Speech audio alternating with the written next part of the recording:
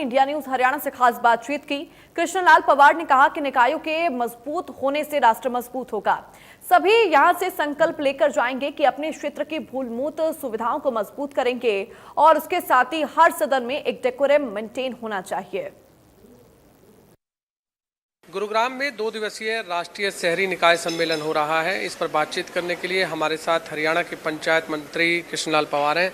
Sir, इस तरह के राष्ट्रीय सम्मेलन से क्या कुछ फायदा होने वाला है? इसके लिए आज देश लोकसभा के अध्यक्ष ओम बिरला जी आज मुख्य अतिथि के तौर पर, जो पूरे देश के शहरी निकाय के नगर निगम, नगर पालिका और नगर परिषद के जो चेयरपर्सन आए हैं, उसमें एमएलए, मिनिस्टर सभी आए हैं। तो इसमें उन्होंने देश को आह्वान किया है जो सबसे नीचे धरातल वाले नींव मजबूत नहीं होगी। जैसे उन्होंने पंचायत का भी जिक्र किया है, शहरी निकाय पंचायत हम नीचे मजबूत करेंगे तभी जाकर के राष्ट्र मजबूत होगा।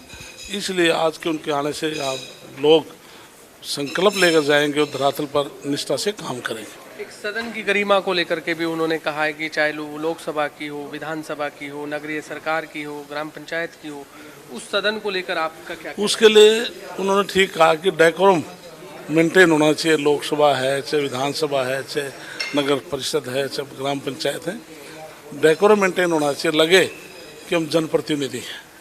आज देश के कई बड़े शहर इस सम्मेलन में भाग ले रहे हैं।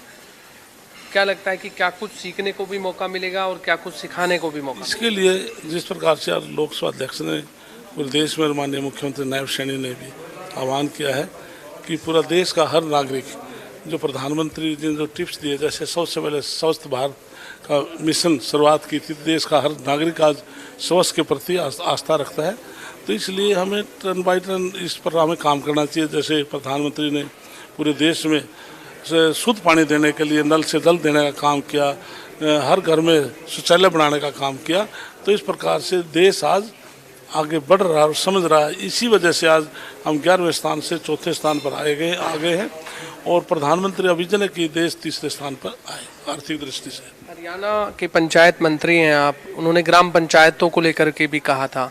आपको क्या लगता है कि हरियाणा को क्या क्या कुछ सीखने की ज़रूरत है? इसलिए हरियाणा पंचायत डिपार्टमेंट मेरे पास है। हमने कई फ्लैगशिप प्रोग्राम भी हमने शुरुआत की है। जैसे हमने अटल ई लाइब्रेरी पूरे प्रदेश के अंदर हम खोलने जा रहे हैं, हर गांव के अंदर। उससे 2 फायदे होंगे। जिस प्रकार से आज 7,500 डी ग्रुप के आज रिजल्ट आउट हुए हैं, जो देशवासी युवाओं को रोजगार मिला है।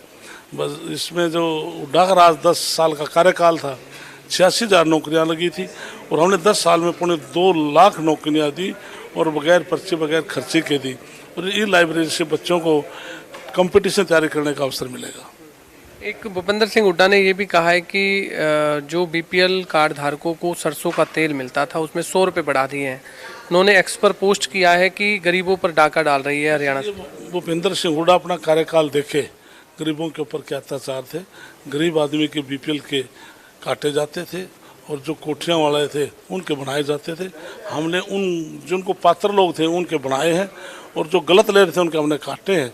और हम कहते हैं कि प्रधानमंत्री का जो विजन है इस बात को दर्शाता है कि पूरे देश में 41 करोड़ लोग बीपीएल से बाहर आए हैं।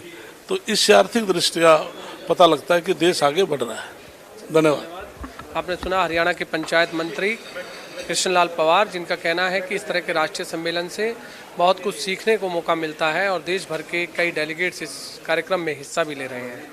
कैमरामैन इंदर के साथ गुलशन ग्रोवर, गुरुग्राम। उधर कॉन्फ्रेंस के बाद कृषि मंत्री श्याम सिंह राणा ने इंडिया न्यूज